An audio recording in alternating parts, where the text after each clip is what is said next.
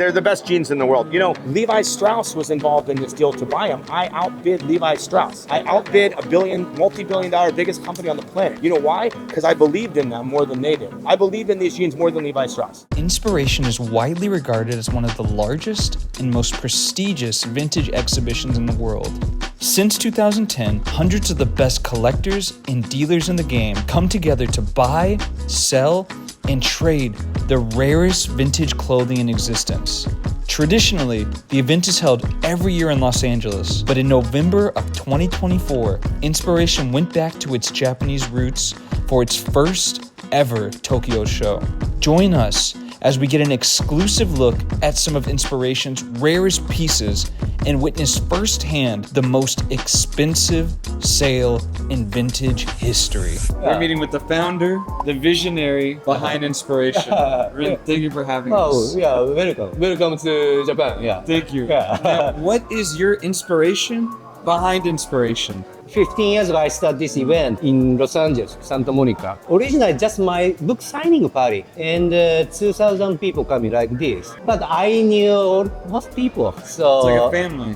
yeah, Inspiration family, yeah. So is Inspiration your full life, or do you still work on books anymore? Oh yeah, I'm making next book, yeah. British jacket, Louis leather, yeah, making part 2. I just came back from London. You heard it here first. The next book, part 2, jackets. Yeah, leather jacket. Welcome to Japan. Yeah.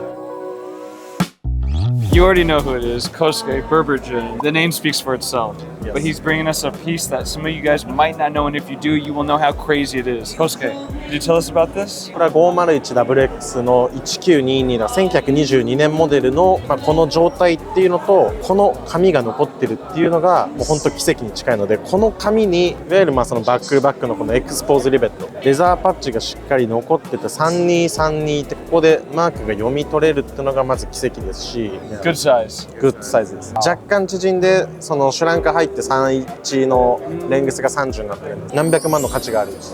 Do you have the best denim collection in Japan, you think? いやー、でもそのそうですね、ここをメインで僕らは取り扱ってるので、はい、これは多分結構ナンバーワンピースだと思います今日。これが一応フラップなしの4つボタンの月ケージ、いわゆる S506WX って書いてあって、サイズは38なんですけど、デッドストックのワールド2のデスト。もちろんこっちにも針がまだ通ってない状態なんで、はい、月ケージボタンで。プライスが税込みで2750万。If you could put a number on how much you have here in the store in terms of value, like a monetary amount, like everything in the booth today. リテールですか？だいたい約1億円くらい持ってきます。Million? Yeah. $1 million in the booth with the $1 million man. Could you tell us, how did you get into collecting Afterhoods? Afterhoods. Sweatshirts is really charming. Yeah.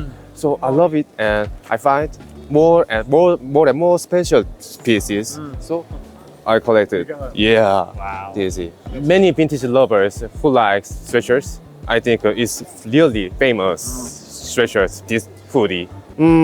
저 그거를 같이는 일단은 모르겠. 그러니까 말로 표현하기가 좀 어렵다라고 말을. What's the highest offer you've ever gotten on this? The highest. Is secret. Yes. I can't set the price this hoodie. You can't set a price. Yes, can't. Are you able to tell us how much you paid? No. Secret still? Yeah. Okay. Really incredible. Yeah. Thank you. The thing is, for me, still now, a lot of people think Japan owns this place. They don't know that Kim. I don't think everybody, the world knows I think so too. Owned by not longer Japanese, owned by some random Korean, and that's why it's the reason why I brought this guy here. Hi, I'm G from Raramonta, so I love vintage and I do Korean camo. That's what I do. Thank you. I'm still very hyped about this one. I think after COVID, I haven't really purchased any Afterhoods. I tried to sell all my Afterhoods. So I kept one and I sold all my rests. So and I haven't. The last one you have? No. Last one is in my home with me. It's in my showroom in Seoul. And for 3 years, I think, I haven't purchased one single Afterhood, I think. And this was one The first one I purchased in Your 3 first years. one. I just never seen this one. I saw a lot of, not a lot, but after Hoodie pops up, the photo. But this one was very, very unusual. The color variation, but especially this body thing, I don't know what it called. I know what this one called. I know what this body color called, but this one I still don't know. That's the part I like about it, maybe, Looks like not workwear, sportswear, but it has a little bit of workwear color, so I kind of liked it. And see the stitch? Crazy ton.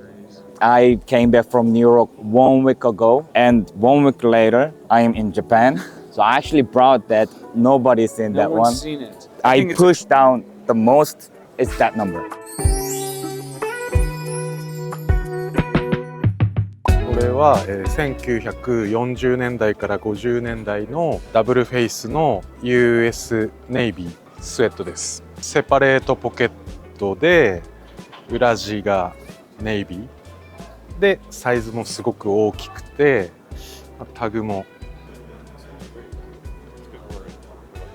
すごく希少なパーカーでサイズも大きいのでなかなかないものですね。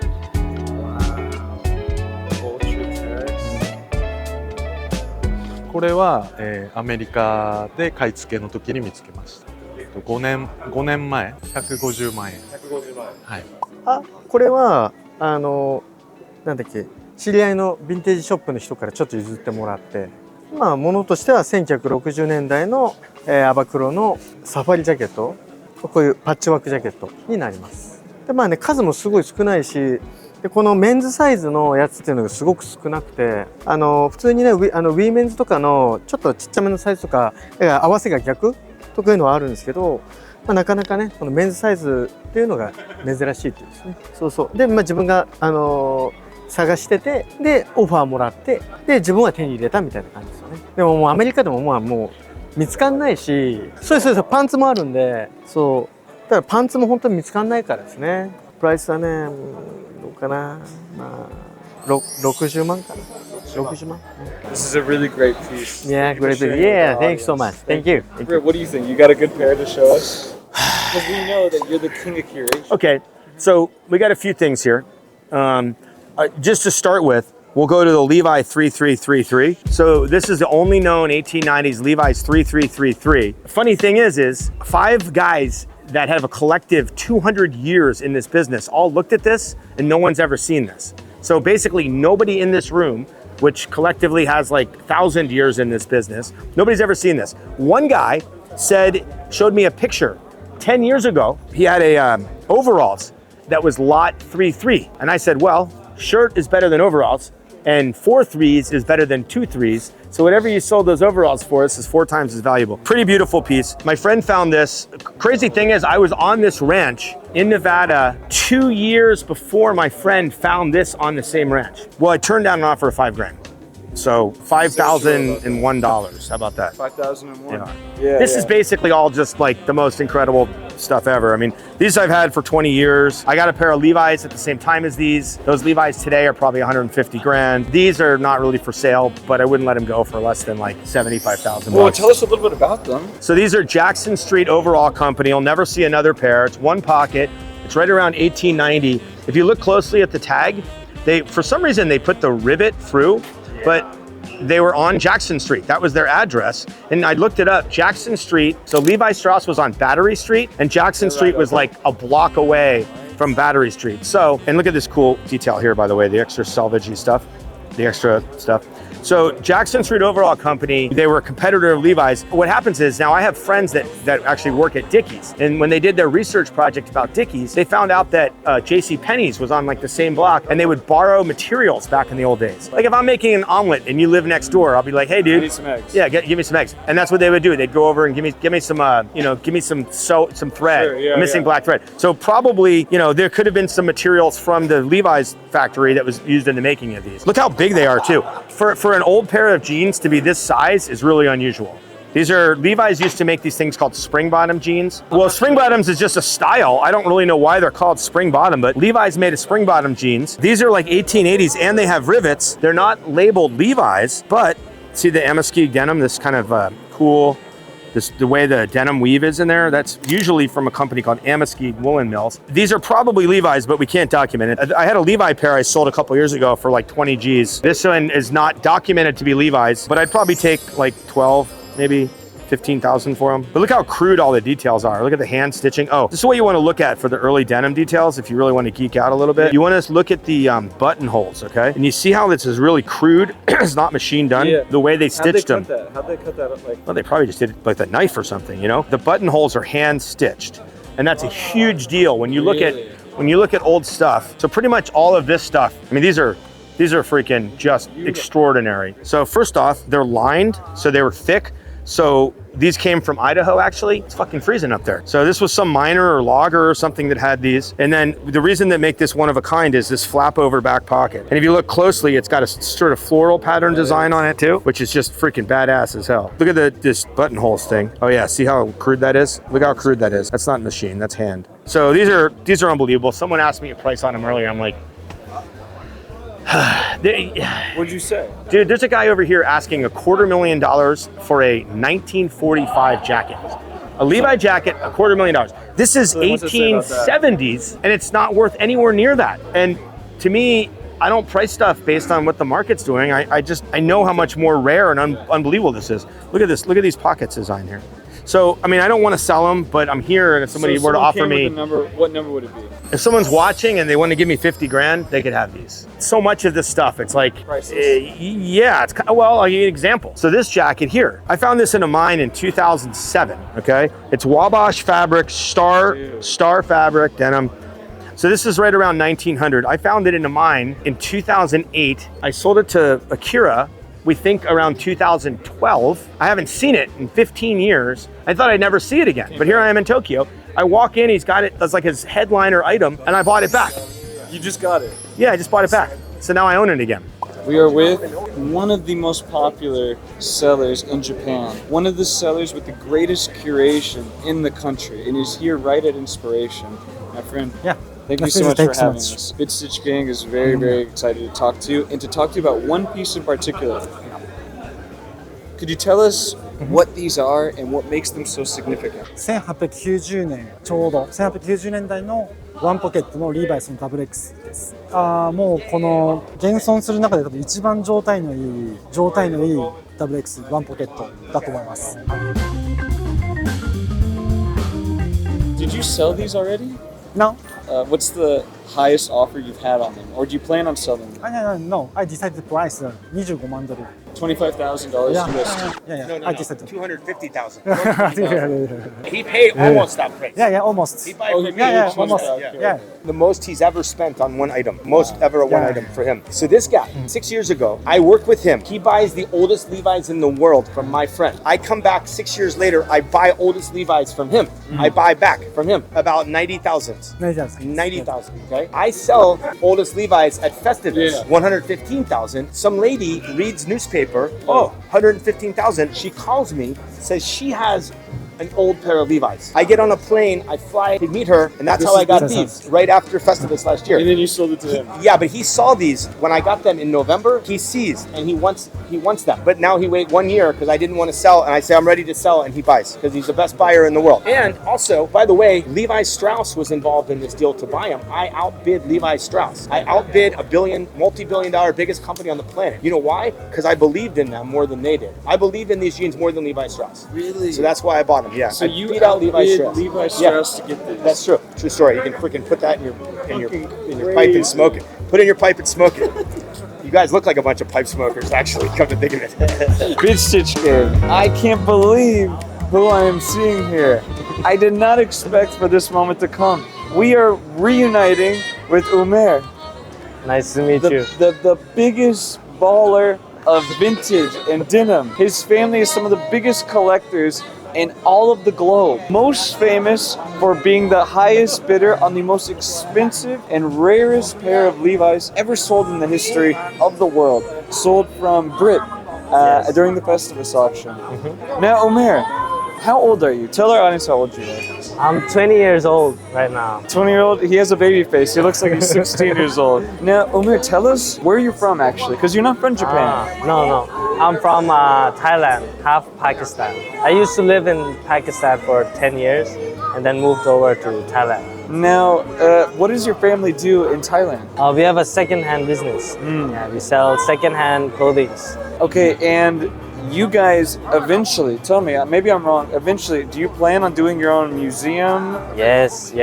We're working on it right now, actually. You're kidding. We're about, I would say 60% done, but it's still gonna take a lot of time. What is your role with your family's business? Right now, my dad kind of slowly moving off and putting me into it. So I would say a little bit of everything. Yeah. How valuable do you think is your collection right now? We have everything.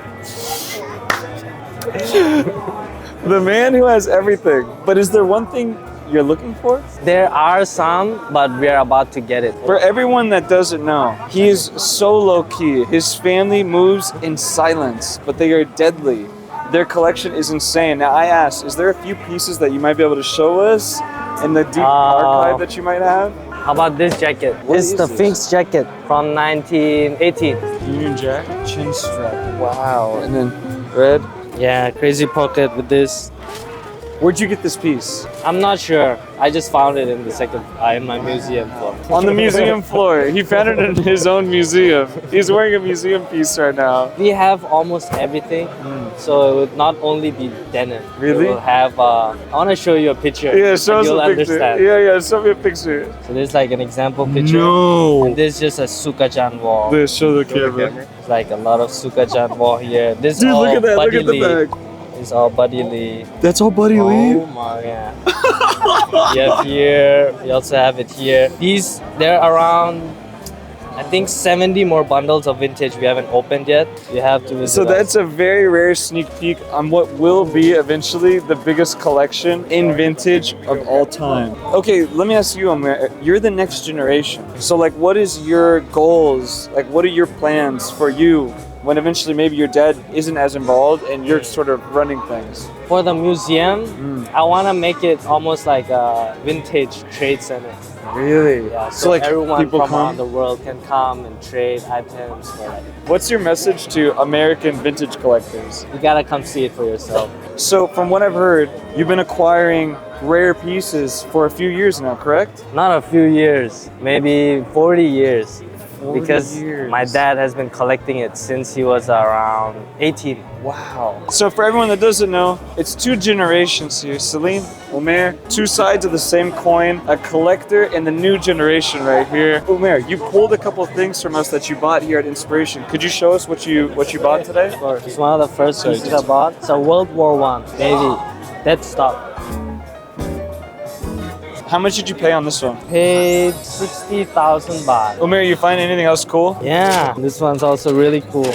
A nice little souvenir, suka. But it's printed. It's printed. Oh, Look, painted. shit. What? Dude, that's crazy. What the fuck? But this Crazy one I got it piece. for $4,500. A little bit small size. Beautiful. What makes this one more special? Just the fact that it's printed on? Yes. It's printed on. So Because first they print and then they embroider. Saleem is the originator behind the biggest and greatest vintage collection in the world, undoubtedly. Now, I want to know, how did you get into the space? Because from what I've heard, from what you told me, you started out with rag houses in Pakistan, right? My father started this business in 1972. But after, when I go to school and sometime I go to my father's warehouse and I find some vintage, I interest in vintage and I start this in 90. It's the guys like these that keep vintage going. Thank you. Thank you guys so much. Hey, Saleem, so are you working with Brit on a deal for Yes, the? warehouse. I'm talking about. Are you going? He said he valued it at 250. How much would you do for that one? I'm curious. 150 easy. 150 done? Yeah, easy. Yeah. 170, okay.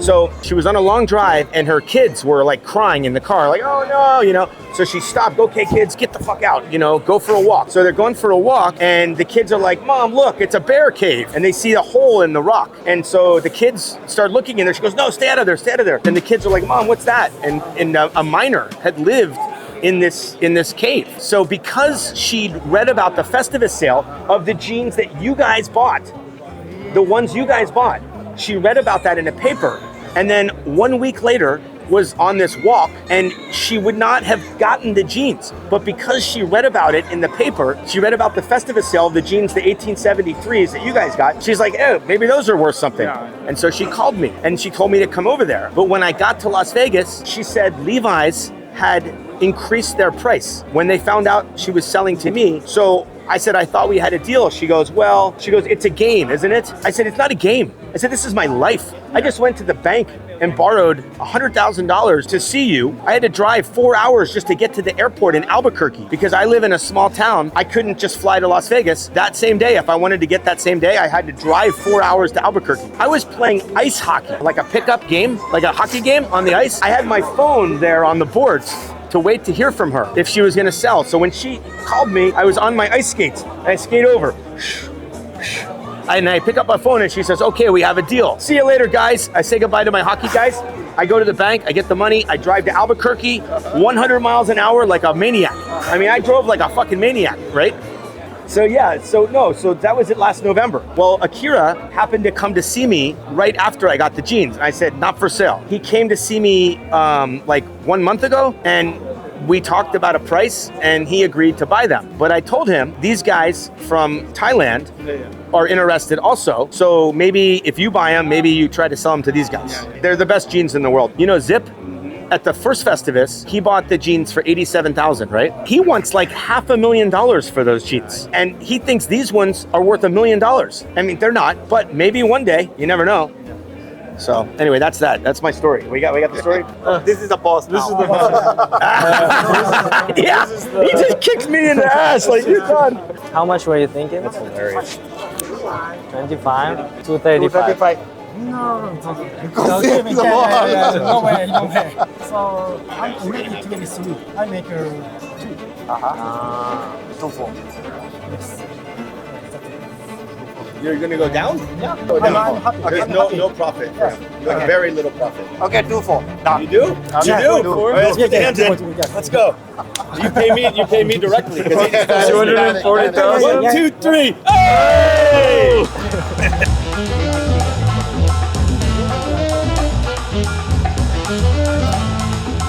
This next week, we talk, and you give him all the cash, and then I get the cash from you, and I fly home with the cash.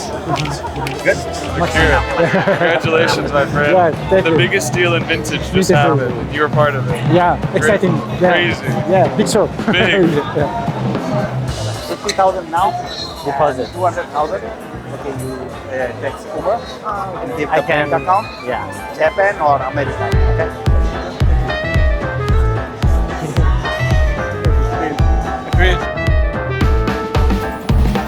Vintage history was just made at Inspiration Tokyo. Pants sold for $250,000, and I like to think we were a small part of making that deal happen. We brought the parties together, and we saw the deal happen firsthand, cash right in front of our faces. Absolutely insane. I've never seen a bigger deal in vintage happen in my life. We just saw insanity happen, and I hope you guys are fully aware of the fact that history was just made today. $250,000 sale on a pair of Levi's denim. Crazy.